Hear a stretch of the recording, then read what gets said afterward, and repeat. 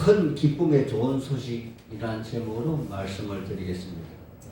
이사야서 52장 7절에 이사야 선지자는 메시아가 이 땅에 오실 때의 상황을 이렇게 예언하고 있습니다. 좋은 소식을 전하며 평화를 공포하며 복된 소식을 가져오며 구원을 공포하며 시온을 향하여 이르기를 내 하나님이 통치하신다 하는 자의 산을 넘는 발이 어찌 그리 아름다운가 하는 말입니다. 하나님의 사람들이요, 여기 이사야 선지자의 예언의 말씀에 의하면 좋은 소식을 가지고 오는 자는 밤에 밖에서 잠 못 이루고 자기 양떼를 돌보는 예루살렘 지역의 일반 보통의 목자들일 것입니다. 그렇다면 그들이 이 기쁜 소식을 네 가지 다른 말로 중추와에 반복하고 하나님의 뜻으로 이끌고 있는 말씀은 무엇을 나타내고자 하는 의도일까요? 즉 좋은 소식을 전하며 평화를 공포하며 복된 소식을 가져오며 구원을 공포한다는 말씀 모두는 구약에 기록된 하나님의 언약 말씀과 선지자들이 예언하여 나타내고자 하는 것으로서 최종적으로 지향하는 바 구원의 메시아가 이 땅에 오시는 그러한 사건일 것입니다. 그런데 그 메시아가 이 땅에 오심도 그냥 아무렇게나 오시는 것이 아니라 선지자가 미리 예언한 말씀에 따라서 다윗의 후손이어야 한다는 것이며 또 베들레헴 땅에서 오신다는 이 두 가지 요건이 충족되어야만 한다는 것입니다. 이 말씀의 근거로 첫 번째 다윗의 자손이어야 한다는 말씀은 사무엘하 7장 12절에 나단 선지자가 다윗에게 전하여 준 하나님의 말씀으로 내 수완이 차서 내 조상들과 함께 누울 때에 내가 내 몸에서 내 씨를 내 뒤에 세워 그의 나라를 견고하게 하리라. 16절에 내 집과 내 나라가 내 앞에서 영원히 보존되고 내 왕위가 영원히 견고하리라 하셨다 하라. 이 말씀입니다. 그리고 이사야서 11장 1절에 이사야 선지자의 예언으로 이새의 줄기에서 한 싹이 나며 그 뿌리에서 한 가지가 나서 결실할 것이요 그 위에 여호와의 영광 곧 지혜와 총명의 영이요 모략과 재능의 영이요 지식과 여호와를 경외하는 영이 강림하신다는 그러한 말씀이 있습니다. 그리고 두 번째로 메시아가 베들레헴에 오신다는 언약의 말씀으로서 미가서 5장 2절에 보면 베들레헴 에브라다야 너는 유다 족속 중 작을지라도 이스라엘을 다스리는 자가 내게서 나올 것이라. 그의 근본은 상고에 영혼에 있느니라 하신 말씀일 것입니다. 그러므로 우리 구주 예수 그리스도가 이 땅에 오신 사건을 목격자를 찾고 또 자세하게 살펴서 기록한 누가는 바로 이 두 가지 점을 염두에 두고 오늘 본문을 기록하고 있는 것입니다. 바로 본문 1절에서 5절까지의 말씀이 바로 이 말씀을 풀이하여 기록한 말씀이라는 것이죠. 4절에 마리아의 남편 요셉은 다윗의 집 족속으로서 그 조상 다윗의 네 번째 아들 유다 지파에 속한 그러한 사람이었습니다. 그런데 그는 무슨 연유에서인지 그의 고향 베들레헴을 떠나 갈릴리 나자렛 동네에서 목수 일을 하며 살고 있었고 또 그가 나이가 차서 마리아와 정혼하여 살고 있었는데 지난 주일에 제가 이미 말씀을 드린 것과 같이 그 하나님의 능력으로 마리아는 성령으로 아이를 잉태하여 해산일이 다가와 배가 부른 그러한 상태에 있었다는 것입니다. 그런데 당시 시대상으로서 유다의 땅은 로마의 작은 속국이었으며 그 중에 베들레헴 땅은 수리아 총독 구레뇨가 다스리는 사마리아 땅의 한 지방의 변방이었다는 것입니다. 그리고 로마 황제는 모든 속국들을 보다 효율적으로 다스리고 또 세수를 정액하기 위하여 로마의 속국민 전체가 고향으로 돌아가서 호전할 것을 명하였으며 당시 사마리아 전역을 다스리는 구레노는 총독으로서 가혹할 만큼 철저하게 황제의 명을 엄하게 시행했던 것입니다. 따라서 요셉은 어쩔 수 없이 출산날이 다가오는 아내 마리아를 이끌고 고향 땅 베들레헴을 찾게 되었고, 도중에 묵을 여관을 찾지 못해서 짐승들을 키우는 마구간에 들어가 아기를 해산하고, 그 해산한 아기를 강보에 싸서 구유에 누인 것이 오늘 말씀의 역사적 팩트입니다.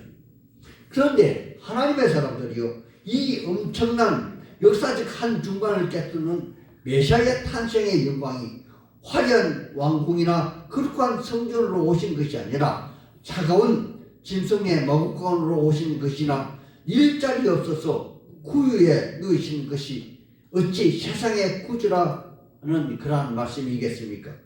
또 다른 관점으로 요 하나님은 세상의 종자들, 왕들, 대제사장들을 택하여 그를 경배하고 찬양을 하게 하신 것이 아니라 일개 목동으로서 찬 이슬을 맞으며 생계를 위하여 혹은 가족의 안전을 위하고 또 자식과 같은 양들을 사나운 짐승들로부터 지켜내고자 양을 돌보는 그 많은 목자를 불러 메시아 탄생을 경축하게 하셨다는 것입니다.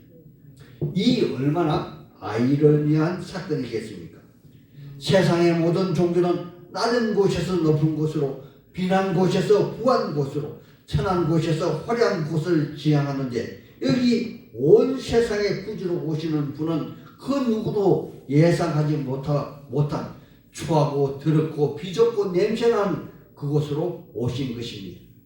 그러므로 기독교는 세상이 추구하는 것과는 달라도 너무 다른 것이며, 또한 그 추구하는 가치 또한 달라도 너무 다른 것입니다. 어찌 하늘과 땅의 모든 권세를 가지신 분이, 창조주 하나님이 그가 만드신 세상에 가장 비천하고 가장 낮은 곳으로 올 수가 있냐는 것입니다. 그런데 여기 하늘의 천사도 또 화려한 왕궁에 화려한 옷을 입은 온갖 아름다운 화음을 연출하는 악기로 준비한 사람들을 통해서 메시아 탄생을 위한 빵빠레를 울려 퍼지게 한 것이 아니라, 짐승의 털이 묻고 짐승의 똥이 묻은 더러운 누더기 옷을 입고 오직 추위와 사나운 짐승과 외로움과 싸우는 힘없고 겁많은 목자를, 그것도 한밤중에 찾아와 무서워 말라 다독이며 온 세상 백성들에게 미칠 큰 기쁨의 좋은 소식을 전할 수가 있냐는 것입니다. 그런데 여기 천사는 그것도 모자라 한 발 더 나아갑니다. 11절에 오늘 다윗의 동네에 너희를 위하여 구주가 나셨으니 곧 그리스도 주시라는 것입니다. 하나님의 사람들이요, 여기 천사들이 지금 누구를 대상으로 지금 말씀하고 계신가요? 바로 앞에 말씀을 드린 대로 밤에 양을 돌보는 목동들입니다. 그런데 그들에게 그들을 위한 구원의 주가 오셨는데, 그분이 바로 그리스도, 즉 왕이며 제사장이며 선지자로 오신 구세주라고 말씀을 드리고 있는 것입니다. 어디 오늘날 사기치는 사람이 병도 모자라고 배고프고 춥고 오갈 데 없는 사람들을 모아 사이비 교주가 행하는 것처럼 희한하고 말도 안 되는 소리로 너희를 위한 구주가 오셨다 짓거리는 것이 그러한 그 형상이 아니던가요? 예루살렘 성전에는 성전의 대제사장들이 있을 것이고, 모세오경의 말씀을 필사고 가르치는 사람들도 또 경건한 학자들도 많이 있을 것인데, 그분들 다 멀리하고 하필이면 가난한 목자들을 위한 구주가 오셨다고 지금 말씀하시고 계신 것이 아닌가요? 여호와 하나님의 사람들이요, 그리스도는 철저하게 낮아지심으로 이 땅에 오셨습니다. 어느 한 곳 자신이 주인이라 자신이 소유한 것이 없는 철저하게 세상의 논리와 배치되는 몸으로 기득권과는 거리가 먼 모습으로 이 땅에 오신 것입니다. 그리고 또한 철저하게 이 땅의 가치와 상반된 삶을 살아가는 자들을 위해서 오셨다는 것입니다. 바로 목동과 같은 이들을 구원자가 되시기 위해서 구세주는 오신 것입니다. 이제 얼마 있으면 이 땅에도 크리스마스, 즉 예수 그리스도가 탄생하는 날을 기념하는 그런 날이 다가오는데, 대형 추리와 화려한 외관을 장식한 시내의 대형 백화점, 그리고 유난히도 반짝이는 거리의 술집들, 그들을 위해서 구주가 오신 것이 아니라 그곳과는 거리가 먼 곳 작은 교회, 지하실 교회, 언제 문 닫을지 모르는 커피 교회에 크리스마스 주인인 구주가 오셨다는 것입니다. 여호와 하나님의 사람들이요, 여호와 하나님은 당신이 원하시는 것을 일시에 모든 것을 행하실 수 있는 그러한 분입니다. 구약의 모세가 파라오에게 10가지 재앙을 내신 것도, 홍해 바다를 육지같이 이스라엘 백성들이 건너간 사건도, 또한 바위에서 물이 나게 하신 사건도, 사무엘 선지자를 통해서 기도로 블레셋 그 군인들이 자중질환을 일으켜 그들이 멸망한 사건도, 또 여호사밧 왕 때 찬송으로 적군을 물리친 사건도 모두 하나님이 마음만 먹으시면 모든 것이 가능하신 분입니다. 하지만 우리의 구주 예수님이 이 땅에 오실 때는 정말 낮은 자세로 이 땅에 오셨습니다. 때문에 당신이 하나님의 임을 증명하실 일 외에는 정말 모든 것을 인내하시고 감내하셨다는 것입니다. 우리는 성경을 통해서 이 사실을 너무나 잘 알고 있지 않습니까? 그분은 마구간에 나셔서 나중에는 십자가에 죽기까지 모든 것을 인내하시고 감내하신 분입니다. 오늘날 우리도 마찬가지가 아니겠습니까? 초신자일 때는 여호와 하나님이 만군의 하나님, 전능한 하나님임을 알게 하실 때는 정말 여호와 라파 하나님, 여호와 일의 하나님, 전능한 엘샤다이 하나님이심을 나타내셨습니다. 그러나 시간이 흘러 믿는 성도가 말씀이 육신이 되어 오셨다는 사실을 인지하고 난 이후에는 하나님의 사람인 우리에게도 가없는 인내와 오래 참음과 낮아지심을 요구하고 계신다는 것입니다. 아버지, 언제까지 어디까지 참아야 하는가요? 하는 탄식이 저절로 나올 때에도 우리의 주님은 꿈쩍도 아니하시고 우리를 기다리게 하십니다. 왜 이러한 일들이 일어난 것일까요? 왜 세상 사람들은 흥청망청 크리스마스라 화려한 불빛 속에서 감추어진 자기 자신들의 욕구를 드러내고 또 채우고 있는데, 하나님의 사람들은 조용히 인내하며 감내하며 묵묵히 자기 자신을 돌아보고 희생하는 그러한 삶을 살아야만 하는 것일까요? 그것은 아마도 우리 모두는 구주 예수님과 똑같이 하나님의 사람이기 때문에 그러한 일이 일어날 것입니다. 하나님의 사람은 이 땅의 기준으로 살아가는 존재가 아니기 때문이며, 하나님의 윤리 도덕은 끊는 이웃 사랑의 실천과 경외함으로 두려움으로 구주 그리스도의 행적을 쫓아 이웃 사랑의 그 사랑을 몸으로 실천하며 살아가야 하는 사람이기 때문에 그러합니다. 그러므로 12절에 너희는 가서 강보에 쌓여 구에 누이신 아기를 보리니 이것이 너희에게 표징이 되리라. 아멘. 하나님의 사람들이여, 극동 라디오 방송에서 아나운서가 이런 말씀을 하시더라고요.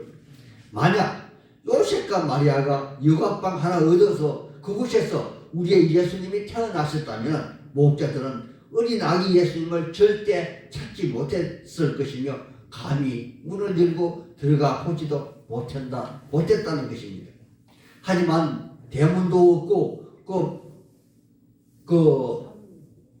대문도 없는 그런 마구간에서 나셨기에 한밤중에 더러운 누더기 같은 옷을 입은 목동들이 아무렇지도 않게 구주를 배울 수가 있었지 않았냐, 그렇게 말씀하신 것입니다. 또한 그 아기 예수를 믿고 따르는 모두에게서 표징이 된다는 그러한 말씀은 그분이 이 땅에 행한 행적이 하나님 사람 모두에게 삶의 지표가 되어야 한다는 그러한 말씀이 아니던가요? 하지만 그럼에도 불구하고 이러한 그리스도의 이 땅에 오시면 지극히 높으신 하나님께는 그분의 뜻을 이루어 드리는 영광의 자리요, 이 땅에서는 하나님이 기뻐하시는 모든 사람들 중에 하나님 나라의 최상의 평화를 허락하신 증거가 된다는 것입니다. 이제 15절 이하에 그 메시지를 전해준 천사들이 하늘로 떠나간 후에 목자들이 서로 말할 때, 이제 베들레헴으로 가서 주께서 우리에게 알리신 바 이루어진 일을 보자 하고 빨리 가서 마리아와 요셉과 그의 누이신 아기를 찾아서 보고 천사가 자기들에게 이 아기에 대하여 말한 바를 전하여 주니 듣는 자가 다 놀랍게 여겼더라. 그리고 마리아는 이 모든 일을 마음에 새겼다는 것입니다. 여호와 하나님의 사람들이여, 이것이 우리가 새기할 크리스마스이며 진정 하나님이 기뻐하시는 모든 이에게 주는 큰 기쁨의 좋은 소식이 아니겠습니까? 하지만 일개 목자들이 어떻게 이 모든 말씀을 전부 이해했겠습니까? 오늘날 세상 모든 사람들도 마찬가지가 아니던가요? 하나님께 범죄함으로 에덴의 동산 나무에서 쫓겨나 온갖 수고와 괴로움 속에서 살아왔고 또 살고 있지만 끝내 죽음에 이르는 그들에게 저 천상의 하나님이 우리의 모두의 죄를 위하여 대신 저주의 십자가 형벌을 당하시고 낳고 낳은 그 사람의 형상으로 이 형상을 입고 이 땅에 오신 것입니다.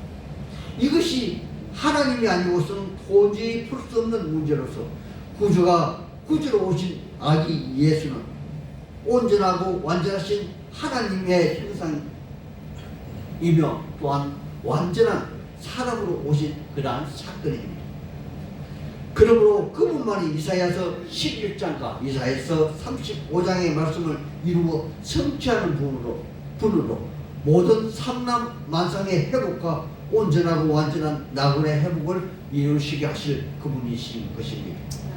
이사야서 11장 6절 이하에 이런 예언의 말씀이 있습니다.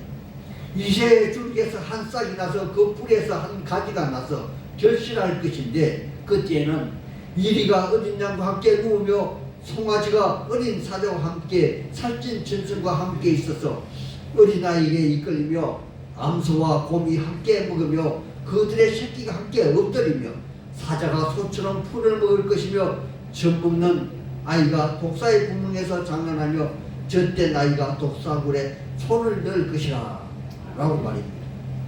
바로 크리스마스는 이러한 세상의 도래의 서막을 알리는 말씀이 아니던가요?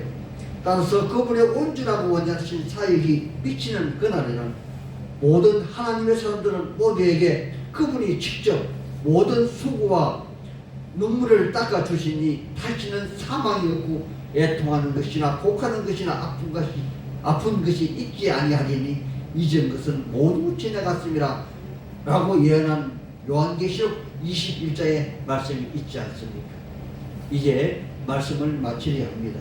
여기 20절에 목자들은 자기 자신의 책무를 다 모두 마치고 떠나가는 것입니다. 우리 같이 한번 그 20절 말씀을 같이 찾아서 읽어보겠습니다. 20절입니다. 시작. 목자들은 자기들에게 이르던 바와 같이 듣고 본 그것을 인하여 하나님께 영광을 돌리고 찬송하며 돌아가니라. 아멘. 하나님의 사람들이여, 그들은 다시 자기 자신의 일상으로 돌아갔습니다. 메시아가 이 땅에 오시다는 큰 기쁨의 소식을 들었고 또 다른 사람들에게 전하여 주었건만 그들은 또다시 자기 자신의 일상으로서 지속적으로 고단한 그 삶이 기다리는 고통을 감내하는 자기 자리로 돌아가는 것입니다. 우리의 구주 예수님은 아담의 범죄 이후에 수없는 오랜 시간을 인내하고 기다리셨지만 이 땅에 오시고도 30년을 더 기다리다 공생애를 시작한 것처럼 우리에게도 하나님이 정하신 그때를 기다려야만 한다는 것입니다. 하지만 이제는 성령 하나님이 함께 하심으로 결코 우리는 혼자가 아닙니다. 임마누엘 오신 하나님이 하나님의 사람 모두를 당신의 뜻대로 하나님의 형상대로 만드시는 인내의 세월이 있을 것입니다. 그렇다면 우리 모두는 목자들같이 자기 일상을 지키는 것처럼 우리의 자리를 굳건하게 지켜내야 하지 않겠습니까? 바로 큰 기쁨의 좋은 소식으로 오신 그분처럼 낮고 낮은 자세로 우리도 세상에 나아가야 하지 않겠습니까? 이러한 크리스마스로 돌아가시기를 우리 주 예수님 이름으로 소망하고 축복하는 바입니다. 아멘. 아멘.